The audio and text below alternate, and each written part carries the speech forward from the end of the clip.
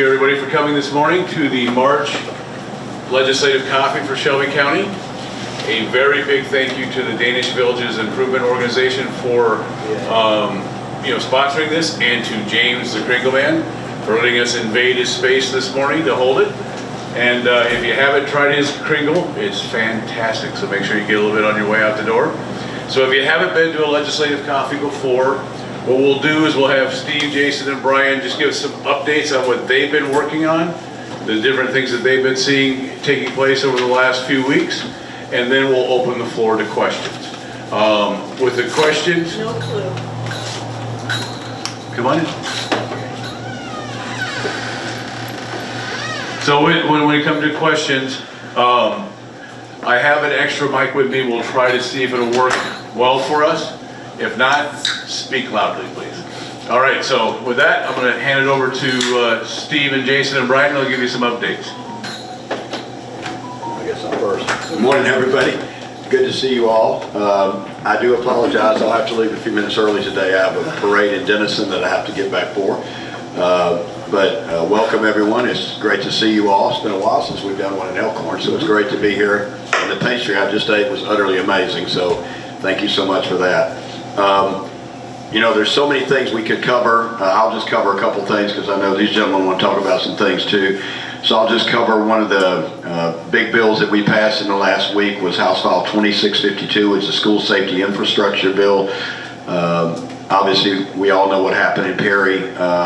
So to touch briefly on what this bill does, it's over in the Senate now. It requires schools to conduct a safety review of their ability to keep students and staff safe and share that review with their local law enforcement. It establishes a task force to put together what we're calling a gold standard for school safety building codes. It requires districts to focus on improvements to school safety building or to school safety before renovating athletic facilities. So before save money or whatever could be used on building a new athletic facility, we want to make sure the schools are as safe as we can get them. It also, I'm really excited about this, it creates a pilot program for gun detection software. There's some software you can hook right up to cameras, and it detects, it can detect a weapon as soon as someone walks in the door with it. Immediately goes to an individual, a human, who identifies, yep, and then they immediately call the local 911 and law enforcement's on the way. This is amazing software. We're going to do a pilot program in schools, and we think that's just very exciting because it could really cut down the reaction time, we believe.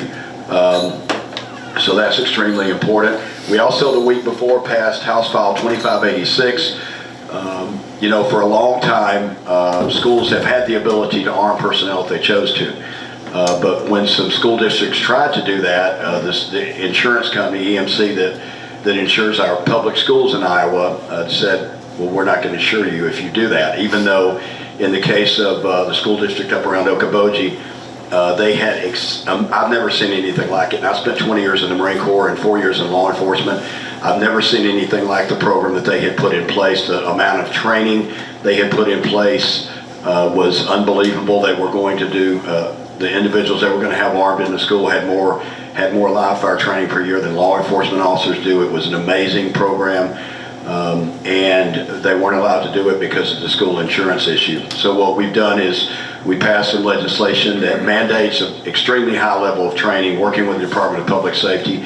If they meet those training requirements and choose, it's completely voluntary for the school district, but if they choose to arm personnel, then the state will take on any liability issues connected with that should there actually be a shooting. The reality is, in Perry, law enforcement did everything exactly the way they were supposed to. They arrived in 7 minutes, which is outstanding, but it was 7 minutes. The amount of children who can be killed in 7 minutes or staff is unbelievable. If you're familiar with the church shooting that took place in Texas, horrific. Somebody went into that church, opened fire. They had a armed security individual member of the church who was very adept with firearms, and within 6 seconds that threat had been eliminated.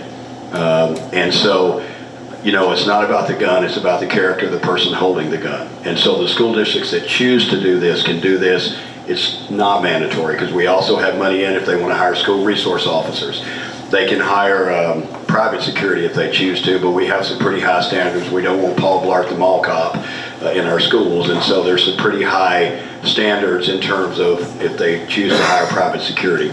But those are the things that we're doing, not only to harden our schools, to ensure that infrastructure-wise we've done everything that we can, but also giving as many options to the school districts as we possibly can to address this issue. Just so you know, people talk about mental health. We have invested millions and millions and millions of dollars over the last few years on mental health services for schools. We'll continue to do that, but we all know that these horrific events are going to happen. We need to harden our schools and do everything we can to make them as safe as possible for our children and our staff. So that's what we're doing in the House, and that bill's in the Senate. I'm optimistic the Senate will do that as well. We also passed a bill a few days ago, House File 2401, which is about PBMs protecting our local pharmacies. I bet Brian's going to talk about that, so I'm going to leave that one because he's the expert on that. So I just want to say I think that's an important bill.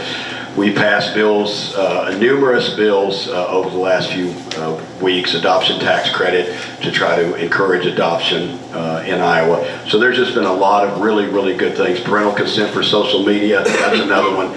Requiring any children under 18 need to have parental consent before they can use social media. We think that's huge too. And then the final one I'll touch on, I could touch on so many, but the final one I'll touch on is Senate File 574, Economic Development Bill. We think it's very, very important. The main thing about that for rural Iowa is that it appropriates $300,000 to the Iowa Economic Development Authority for certification costs for what are called certified sites, meaning shovel-ready sites. A lot of our rural counties can't afford the cost to get a site certified that way, and so this money would enable rural counties. It is directed at rural counties with a population of less than 50,000. We don't want all the economic development to be in our big cities, and so I think that's an extremely important bill for economic development. And then the final bill I will mention, as Senator Schultz and I ran, was the Religious Freedom Restoration Act, which protects religious liberty in the state of Iowa. Perhaps Senator Schultz will want to touch on that in detail. With that, I'll turn it over to Senator Schultz, and thank you. Sure. So, welcome everybody. It's wonderful to see a full house here. I like this. So I was going to start, and then I'll go right to RIFRA, we call it. As far as the structure of the session, we just finished the second funnel. The funnels are self-imposed deadlines that we put to make sure that the legislation moves forward. Legislation gets stopped if there's no interest, and it moves forward if there's enough interest. 1 month ago, Senate bills had to come out of a Senate committee or it was dead. House files and House committees. Yesterday, by the calendar, yesterday was the day that House files had to get out of Senate committees and Senate files out of House committees. So I've got a little list here, so mostly I'm reporting on what they've already done and moved off the floor. I am particularly proud of the Religious Freedom Restoration Act. The controversy over it is really fabricated. What it does, and I say all it does because there's only 3 steps, but yet profoundly puts us back to a constitutional understanding of religious freedom. It first of all, it gives you a cause of action to get to court. If your religious practice, exercise, or freedoms have been infringed by government, not private, but by government at any level, you get to go to court and make your case. The court is ordered to find a compelling interest in order to continue infringing. If they don't find a compelling interest, and that's a high standard, if they don't find a compelling interest, they say, okay, it's not fair what's happening to you, go home and I'll tell them to stop. If there is a compelling interest found, strict scrutiny, through strict scrutiny, then the least restrictive method has to be employed to meet the compelling government interest and to infringe on your religious freedom the least amount possible. Really the best example, we've both used it, and I use it because it almost seems secular and there's no denominational or religious fighting about it. In Pennsylvania, they passed the Religious Freedom Restoration Act. They have a large Amish population, so it's easy to explain and nobody takes sides on it. 1 year later, the Pennsylvania DOT told the Amish that you need to put flashers and the orange slow-moving vehicle sign on the back of your buggy. The Amish have, actually in their religious documents, an aversion to colorful signs, anything that draws attention to yourself, and they certainly don't like electronics, such as flashing lights. So they went to court because Pennsylvania passed this the year before. They went to court. The judge said, well, we do have a compelling interest in highway safety. You're going 5 miles an hour down a paved road and you're getting hit from behind. We have the right to tell you you have to do something. But because of the Religious Freedom Restoration Act, they got to negotiate, and they came up with, instead of electronic flashing lights, they could put lanterns up as a requirement. They could put lanterns on their buggies and outline the back of the buggy with silver reflective tape. Silver is okay for them. So it's a perfect balancing test of, does the government have to be involved? And the citizen comes first. So does the government have to be involved to protect something for other people? And if so, how do we get it done without offending your exercise of religion? So excited that got done after 6 years, 7 years. So anyway, we got that done. The House files that we have here that they've sent over, and it's all House files that I'm talking about, because that's what we're doing.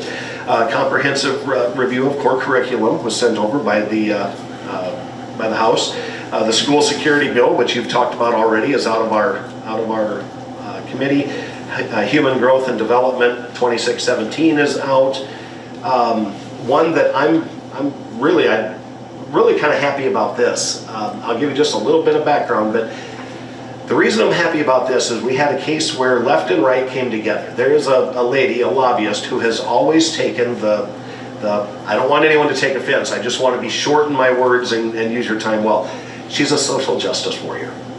Every time we do welfare reform, election reform, or anything, she's usually at the subcommittee saying how horrible it is and this and that. Well, she was doing some research between sessions, and she found a policy that was used in other states in which a firearms owner has the opportunity to take his, if he has problems, if he's afraid he's going to shoot himself, if he's afraid he's going to hurt somebody, he can voluntarily take his firearm to a firearms license holder, a gun shop locally.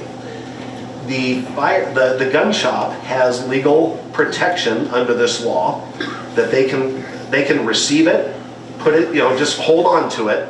And when that individual comes back and says, hey, everything's better, I've got it all straightened out, I'd like to have my personal property back, the gun shop is held harmless as long as that individual passes a background check, hasn't broken any laws.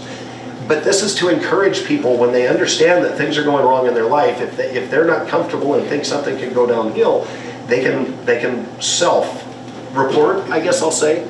Well, this lady brings this to us. The Firearms Coalition jumps on board, the Republican trifecta. We all think it's a great idea to allow citizens to do the right thing to protect the institution. In this case, it's a commercial business, the gun shop. Everybody should be allowed to do what's right without fear of a consequence there. And she has been, I don't know if you know the lady I'm talking about, she has been so happy because, since 2017, nothing's gone her way, and she came to us with a policy that supports freedom, supports the citizen, and protects a business that can hold it. And the system worked. I've been happy for her and given her just attaboys the whole year, and she is on top of the world. So that makes me happy that we can get that done. So I'm gonna stop. We also we have Central Iowa is doing another experiment in universal basic income. If we want to talk about that later, but it's basically taking one person's money and just giving a monthly cash allotment to whoever they think qualifies. No work requirements, no restrictions on what you can spend it. It is just free money every month if you sign up for it. Right now, the majority of the money is coming from private corporations, which they can do. The bill doesn't change that. But also millions of dollars of federal COVID money, the ARPA funds, the American Rescue. It's one-time money that I don't know what they think they're going to do when that's gone, but their only recourse is to go back to property taxes, and they're already doing that. I think $865,000 are property taxes, and we're like, no, we are not going to get that started. Minnesota has a disaster program going on, that they're working on right now. Let's watch it fail there instead of have it happen here. And Minnesota's actually working on a $100 million program. I put in my newsletter, and it applies to any human being, illegal alien or not. I mean, you sign up, we'll just give you money. I don't know. I'm gonna stop there so we can get to your questions. Good morning. I'm Brian Best, and I live in Glidden. And I just want to go through a few bills that are of interest to me that made it through the House. One is the Meat Integrity Act that we passed, Senate File 2391. And what that does is it says that when you are labeling your product, if it's not truly meat, you can't call it that. So there's a lot of artificial meats that are out there right now. Burger King's got the, what do they call that? The Incredible Burger? The Impossible Burger, yeah. That's if you label that as meat, it's not right. It's not meat. So it just says that you have to be truthful in how you label your product. Another bill, House File 2492, is an interesting bill because it tells insurance companies that they have to start covering biomarker type of coverage, whereas sometimes people they test for biomarkers and they have a much better chance of determining what type of disease you might have, what is in your family's DNA, what's coming towards you, what you have to look forward to as far as possible sicknesses and diseases down the road. And so that's a bill that was passed through the House. House File 2397 requires DHHS, that's the Department of Human Services in Iowa, to authorize payments to ambulance transportation for mental health patients. So what's happening right now, a lot of times, is somebody always gets stuck holding the bill when it comes to transferring a mental health patients that might be put in an emergency room in a hospital. And sometimes they actually, unfortunately, stay there more than just a day because it's a hard time finding placement in the first place. And when they do, and they transfer them, if they have to transfer them by ambulance, the DHS is asked now to find a way for that ambulance company to get paid, so it doesn't go back to the city or the county. So that's another bill that was passed. And then Steve mentioned a little bit before that about a PBM bill that we passed, and so I don't want to bore you. I don't want to get too far into the weeds, but a PBM is a pharmacy benefit manager, and when they first came into the place in the 1980s, their only job was to be a conduit between the insurance company and the patient to make sure that the insurance company got the payment to the correct patient.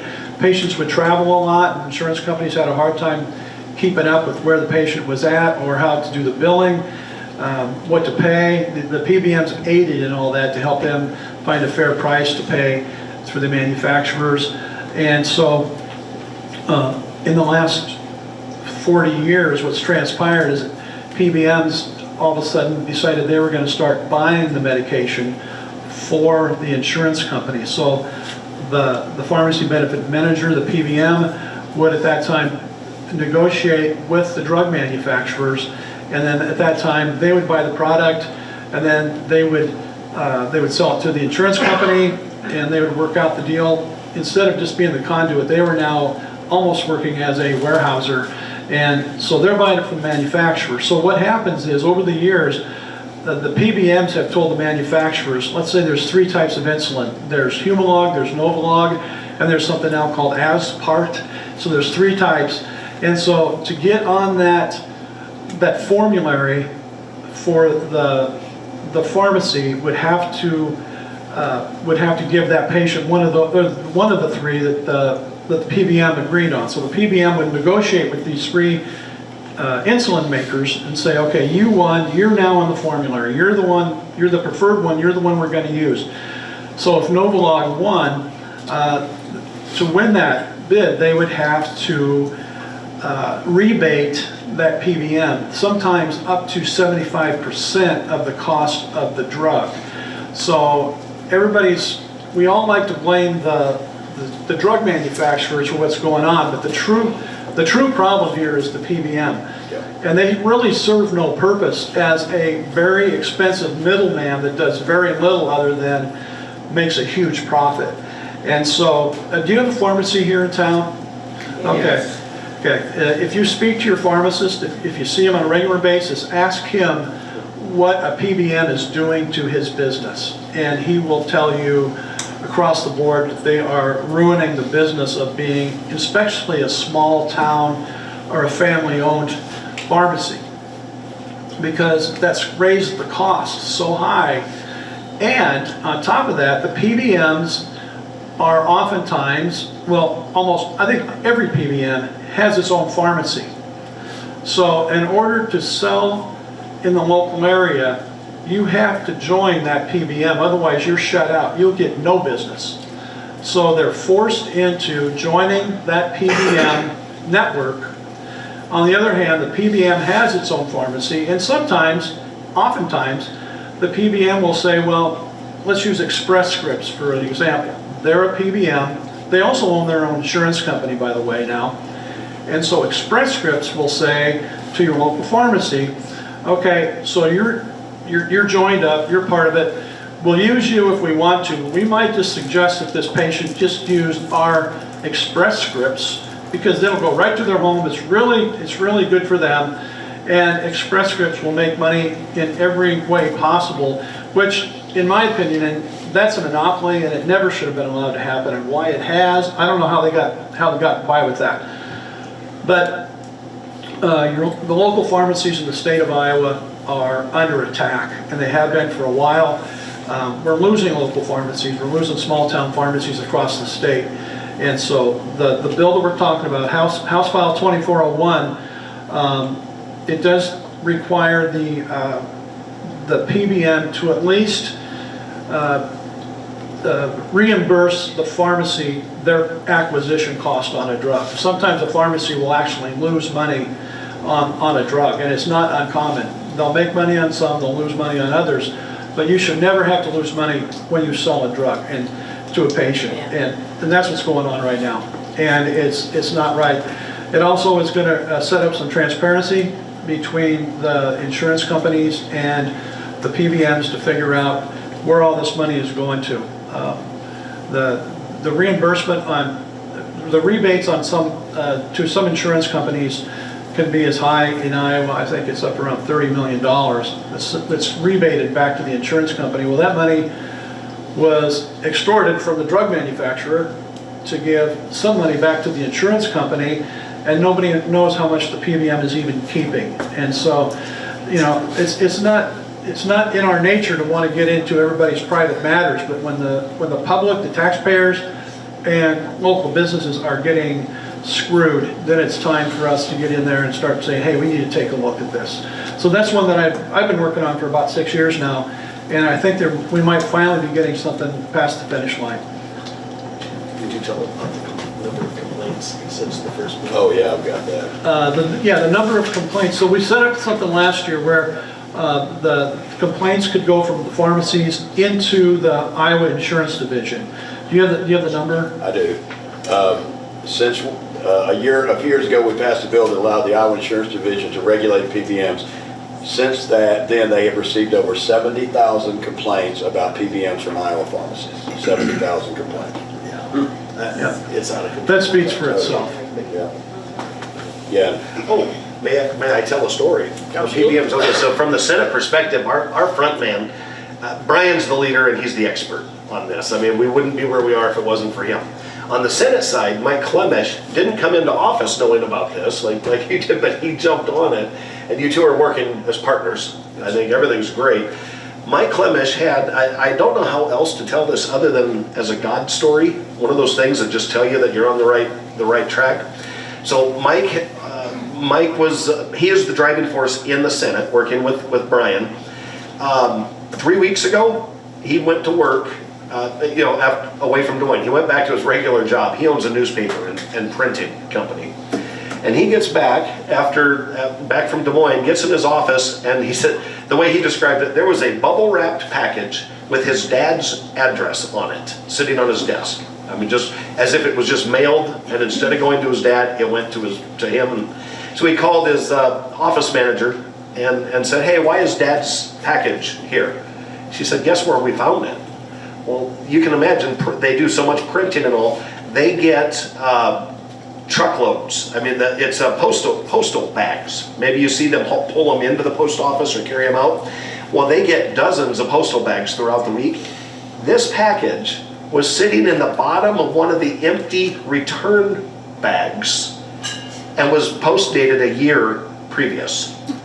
It had been floating around. It was his dad's prescription medicine from Express Scripts, or a similar.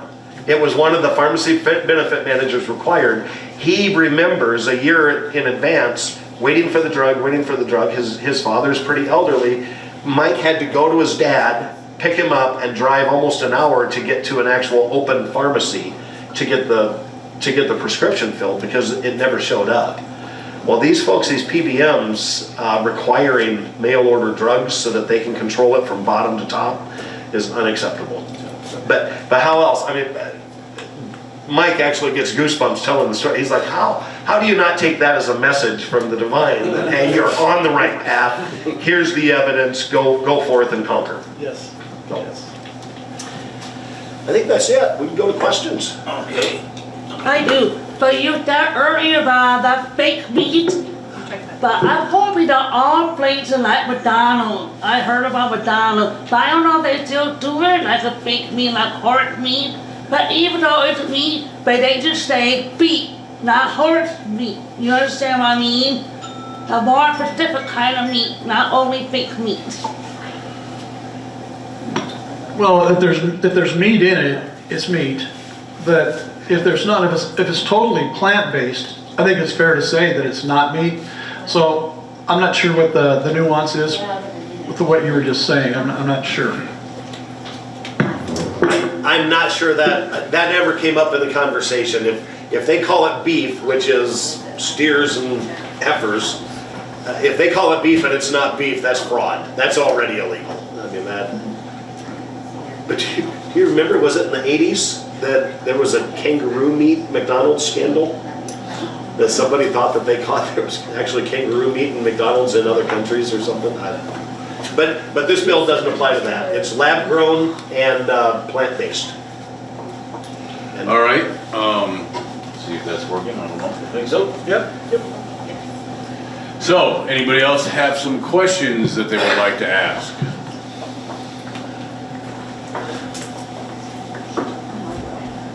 Craig Clemens, and I'm president of the governing board of Salem Lutheran Homes right across the street here. I think it's last year you passed a bill concerning funding Medicaid some more. At least we hire a management company, Good Samaritan Society out of Sioux Falls. And they informed us that so when they started the process, we thought we were going to get a 3 to 4% increase in our daily Medicaid rate here at Salem. Midsummer, we get news that it might not be anything. Here in September, we found out we're going to get an 8.6% reduction here at Salem Lutheran Homes on our daily Medicaid rate for residents that are there. Now,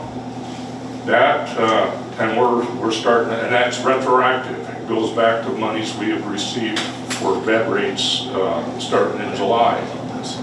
And we're wondering, and we asked our management why we went from a possible positive to this negative.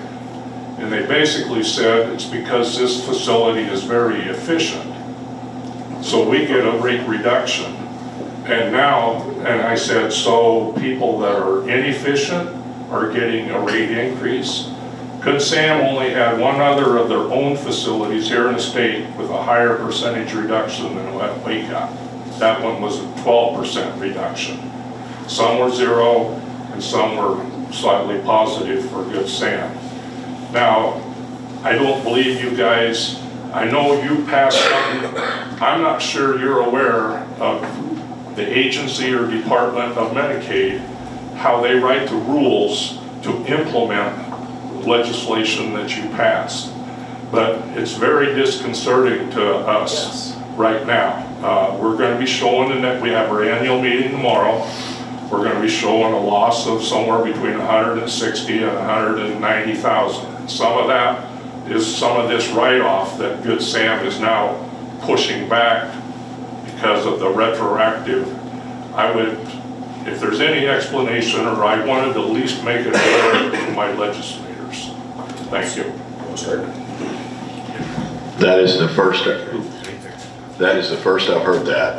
I think it might be the first any of us have heard that. So if we could get your phone number so that we can look into this and get back with you, because that was never the intention of anything we passed. We were passing increases to nursing homes. So I don't know how that came about. So we'll have to look into it because I haven't heard a thing about that until now.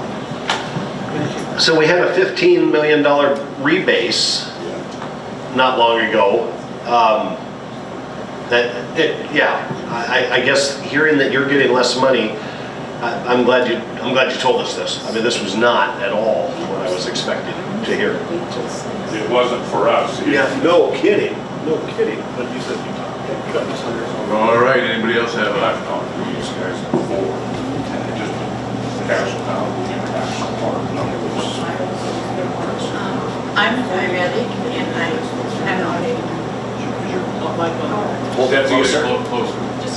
Oh, I'm a diabetic and I take insulin, and my doctor, I take Humalog insulin, which because it's human based, and that's what he prefers for me to have.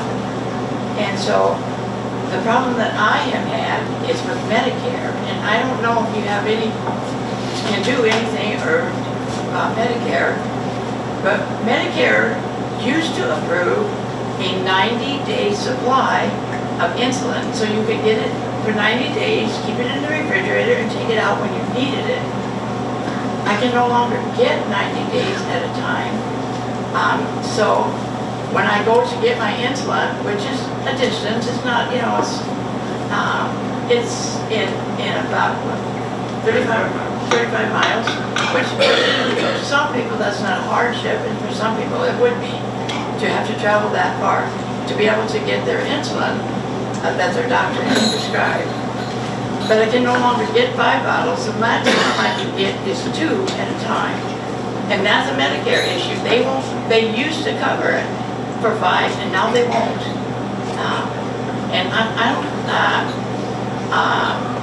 if I lived by myself and didn't have someone that, my son helps me, I would not be able to travel that distance to do it. And my local pharmacy does not cover it. They can't afford to cover it because of all the, whatever you talk about. So that's a problem that I have. Write down your phone number for me. Yes, I can. Because I can call Brasco's office. Yeah. And so it's just, I feel that, I'm not sure why Medicare changed in that particular instance, but I am lucky because I have a system, I have all the equipment I can use my phone to take my insulin. That's how good the system is now. And the other thing that happened to me is it took me a long time to get through Medicare that I needed a new pump. My pump was 6 years old and they're supposed to replace it after 5 years. They wouldn't replace it. They said to me, well, does it still work? Well, yeah, at the time it worked, but all of a sudden it quit working. Yes. And so for 11 days, I had to go back to calculating and taking my shots, like I did way back when I first had diabetes. I've been a diabetic since I was first married, when I had my first child. And so that's how long I've been on insulin. and I'm a type 1. So I've been through the mill as far as different types of insulin and how you have to take it, different systems. So that's my question, is why do they make it so difficult for elderly people to have to travel to get stuff instead of being able to get it locally? That is a federal program, but that doesn't mean we can't contact Senator Grassley, Senator Ernst, and that's what Yeah, we're doing. that's what I was thinking, because it is federal, yeah. And there were some times when we went to try to get our insulin. The pharmacy having the product is another thing, because we've gone and they've told us, you have to pay the full amount. The full amount for a bottle of insulin is over $600. And they said, and you have one pharmacy that tells you it's $600, and another pharmacy that tells you it's only $35, because there's that law that, that insulin, the most they can charge for insulin is $35, but it's also certain types of insulin. Probably the Novolog, I'm not even sure which one it is, so. Thank you. Thank you. All right, any other questions? Let's go. Yeah, go. Let's go to pipe. We're gonna go pipeline. Okay, yes, here. Do I need a microphone? Can everybody hear me? Well, it's actually better for the recording. All right, so, as usual, I'm here because of the pipeline, not that I don't like these three guys, but, 3 years we've been working on this. So the latest that we're hearing now, besides the 12 POET plants and the Valero plants that they've added, before all of this, they were asking, or estimating 600 million gallons per year of water. So if you double that, or 2.5 times that, you're well into the billions of gallons of water per year. How many of us know that this is our 4th year of drought? I don't think this is something that Iowa can sustain. We are going to be like Arizona or California, where water will be the absolute most precious resource that there is. The other thing that I'm worried about is the amount of soil once they start digging. If this permit is given and whether or not eminent domain is granted, they're still going to be digging if the permit is given. And we're talking soil loss of huge, huge amounts.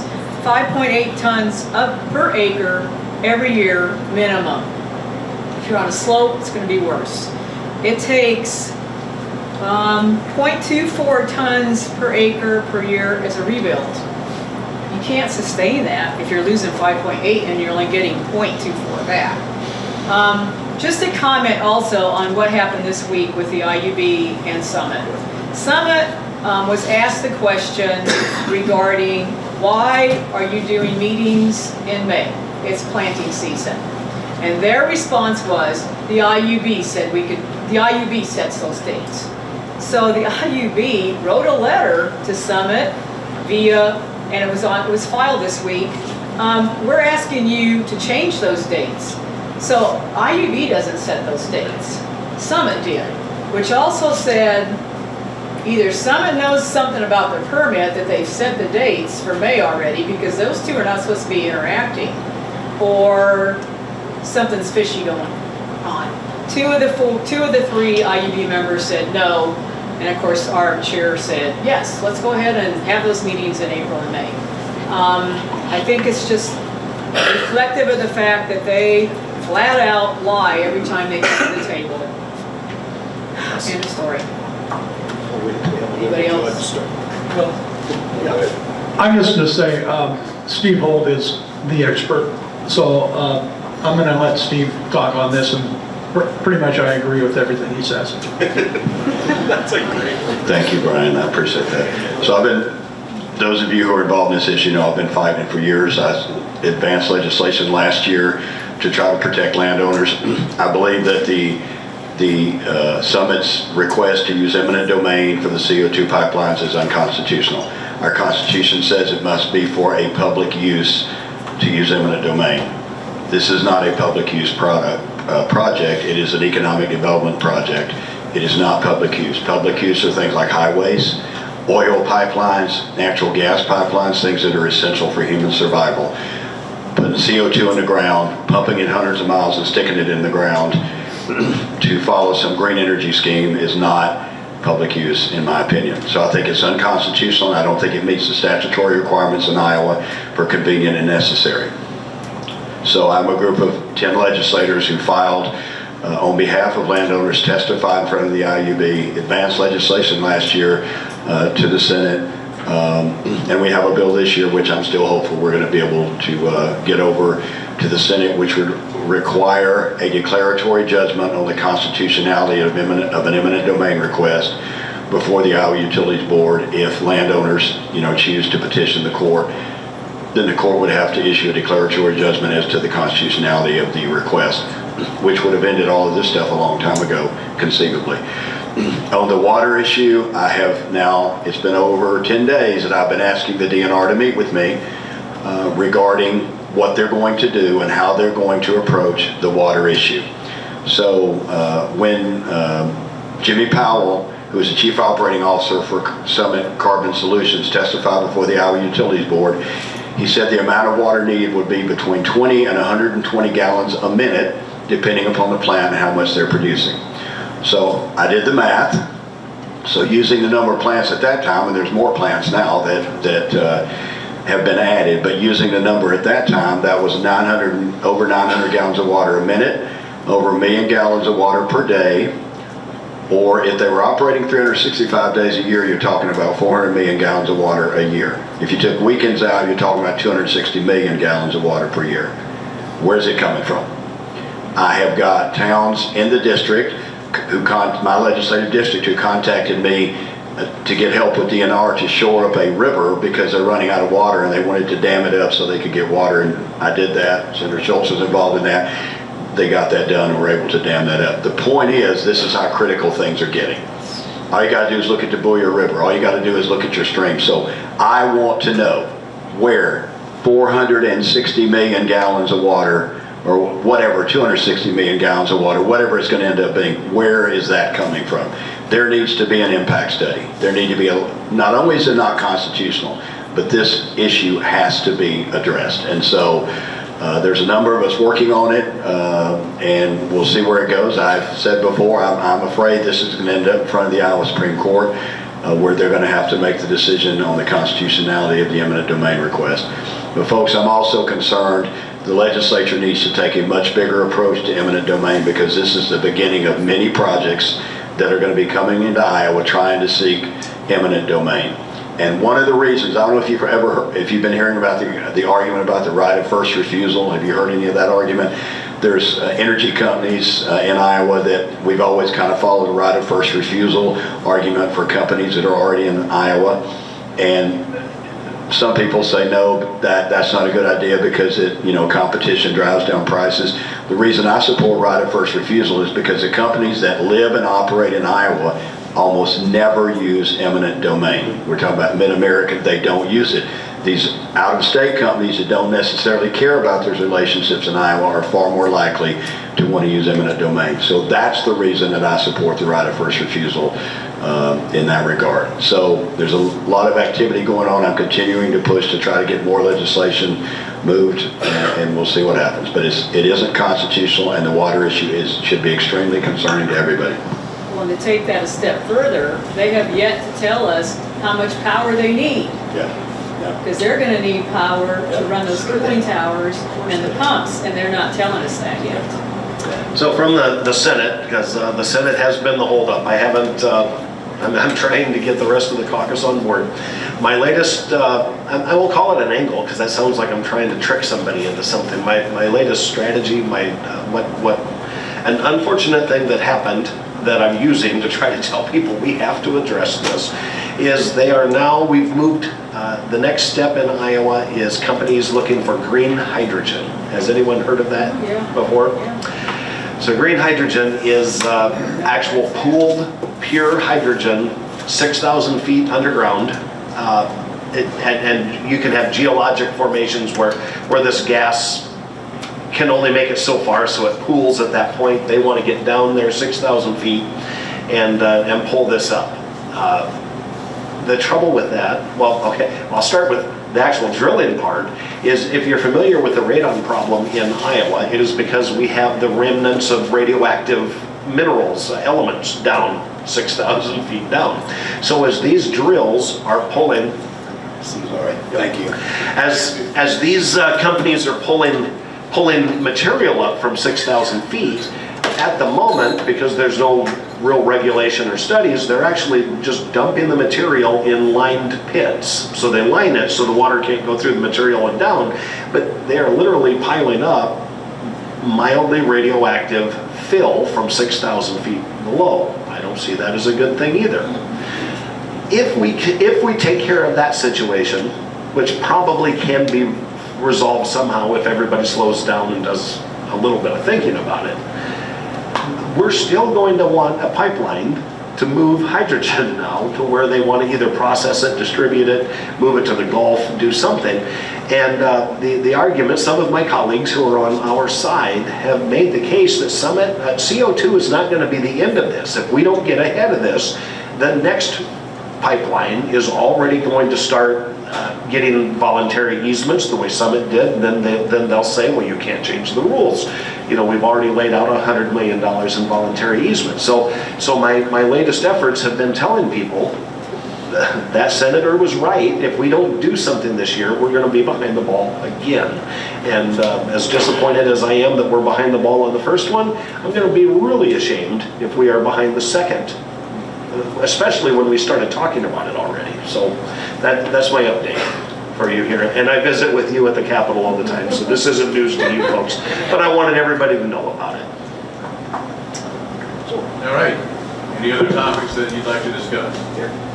Right, I'll give you a little more. Can you hear me? I don't know. Is it on? Can I get it up to your mouth? How about now? Yeah. Okay, well, my name is Brittany Morris. I'm the administrator at Salem Lutheran Homes that Craig was talking about. I think I emailed both of you earlier this week about that agency cap. I didn't know how it worked out with the Senate. I know the House passed it. All right, well, I was the floor manager. My wife is a nursing home administrator. I have been hearing about the problem for quite some time. The quick background for folks who aren't familiar, the industry, just as a whole lot of industries, use an element of temporary employee agencies for when you don't have a shift filled. The temp agencies, from what I understand, really weren't a problem until just before COVID, and then COVID spiked it. And what you had was essentially supply and demand. The cost of basically there was so much demand on temp agencies, because remember during COVID, we had quite a few nurses and CNAs who refused to get vaccinated. That was an environment where the Center for Medicaid and Medicare Services required it, so we had a lot of folks step off the job. Agencies were hiring vaccinated nurses, but because of the demand, they were charging double or triple what the wage of the nurse was, and they were making bank, and it was horrible. The reason it's unfair is that nursing homes are a fixed income entity themselves. They only receive what CMS tells them they're going to get and what the state budgets for rebasing.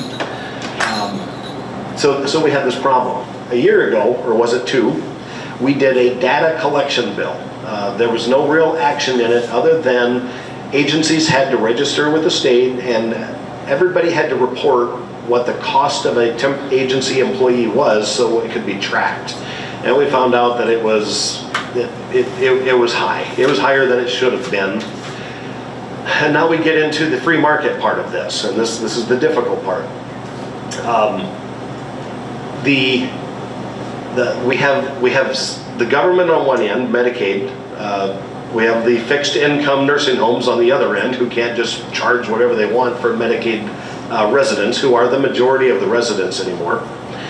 And we have the temp agencies taking advantage of that. But what was happening, and here's my argument that I didn't quite get to carry, so I'm here to report for you.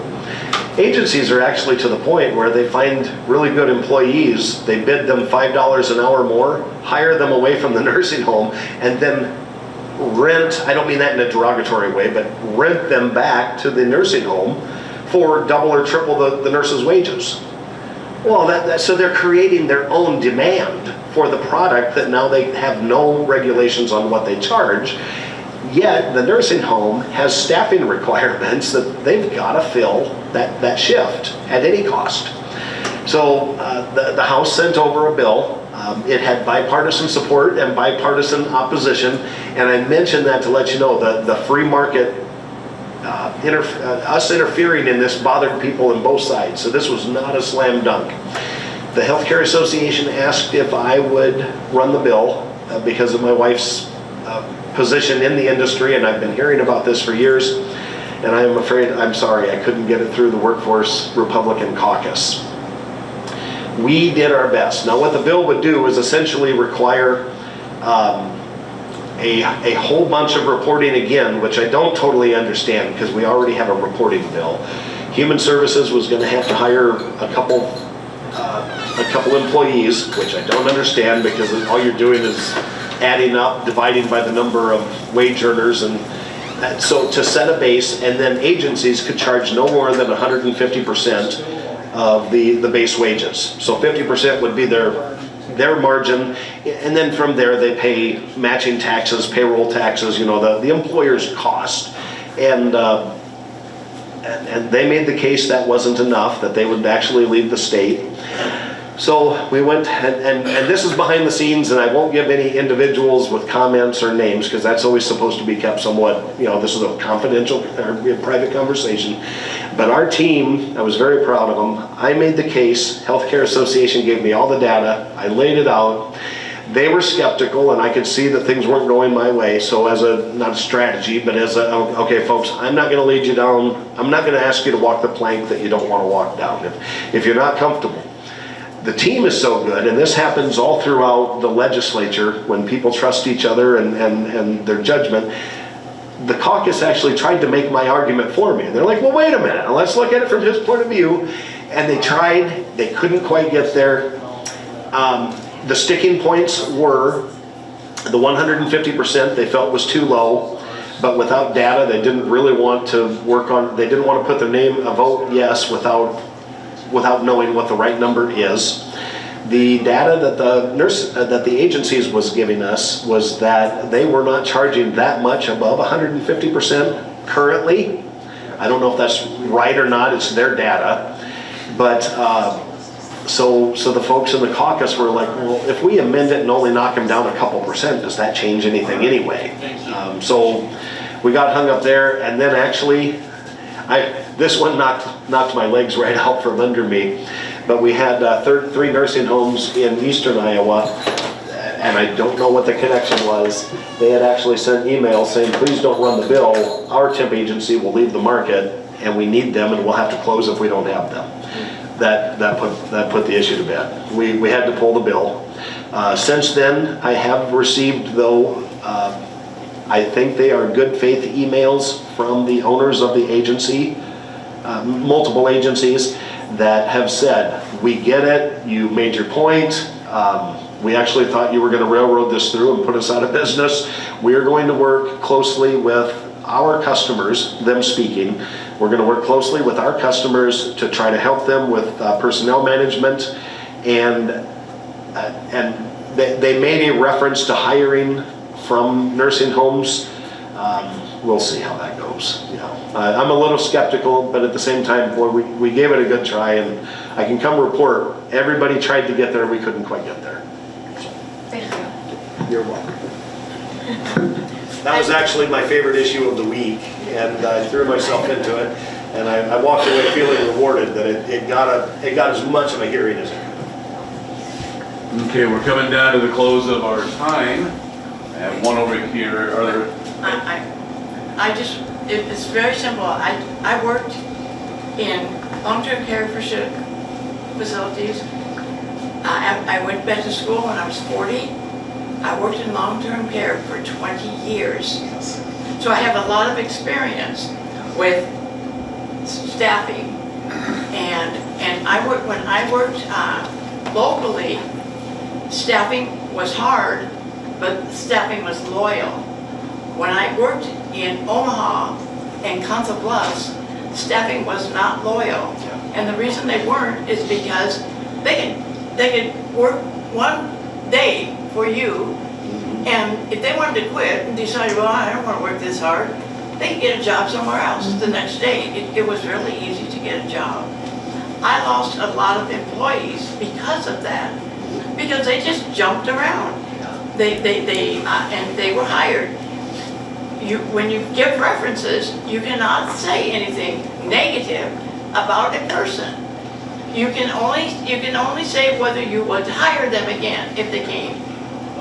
That's the only thing you can say. So if you knew the person really well that you were talking to, you would say, well, this is off the record, or something like that, and you could trust them. But if you weren't, you couldn't do anything about it. And it was really hard to staff. And that's, like you said, it's the same thing, people, and this, like I said, this was quite a few years ago, that, I'll just say one thing. I worked in the durable medical equipment industry for many years, sold my business in 2017, and I actually was an oxygen vendor for Salem Lutheran Home at one time in around 2010, around those times. And I was always amazed. Nursing homes, to me, are probably the most picked on place in the whole world. It really amazed me when I found out that under the federal guidelines, you couldn't have side rails on a patient's bed because that was considered a restraint. Yet if a person had dementia for any other reason, was a danger to get out and fall down and break his hip, then you were responsible for it.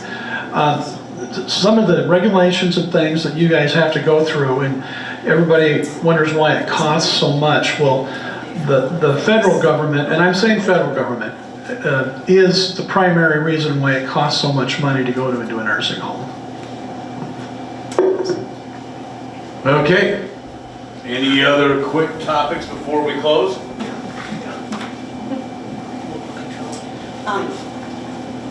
Gotta get it up to you now. Okay. This is just totally a different topic than what we've talked about so far, but this is just, I guess, an idea that I would like to pursue as far as having an amendment to the dietetics law.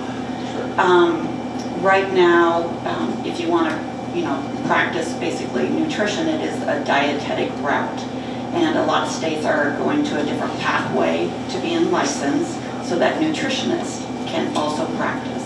And so I would just really like to encourage and hopefully pursue having that other route.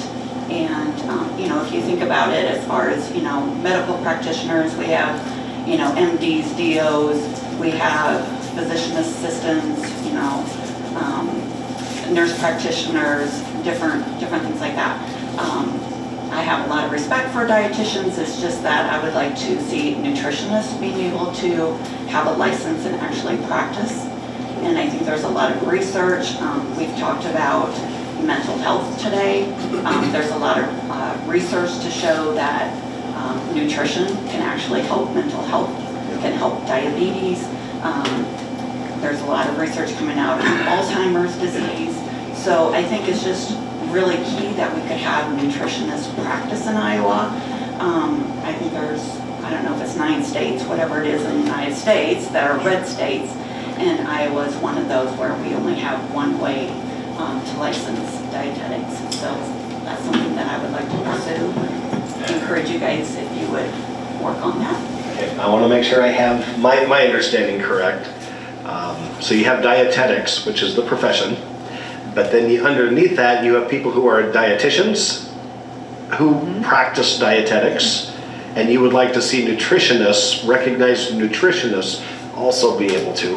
And now, at the time, I'm sure you're aware of the boards and commissions and all that. I don't know if that's even going to happen this year, isn't it? So are you okay with going to a state registration for both of them, or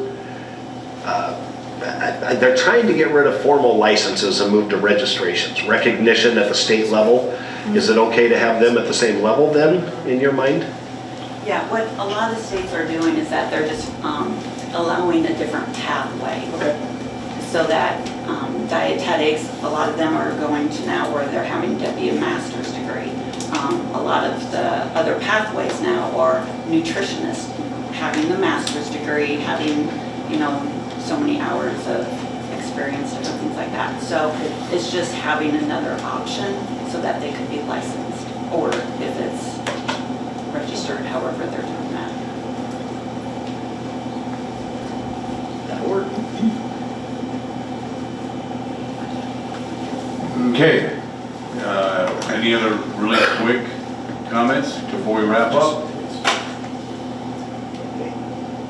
All right, well, thank you, gentlemen, for being here. Thank you, Danish Villages Improvement Organization, for hosting this, and thank you, James the Kringle Man. As always, fantastic pastries. April is always kind of up in the air a little bit when it comes to legislative copies. We'll see where we are in the process. If most everything's kind of shutting down and being done, and they're all wanting to go home and go back to work, so just keep an eye out, listen to the radio and stuff, and we'll let people know if there's going to be an April legislative copy or not. So appreciate everybody for coming out, and have a great weekend. Thank you, everybody. It's nice to see you. Thank you, thanks, Brian.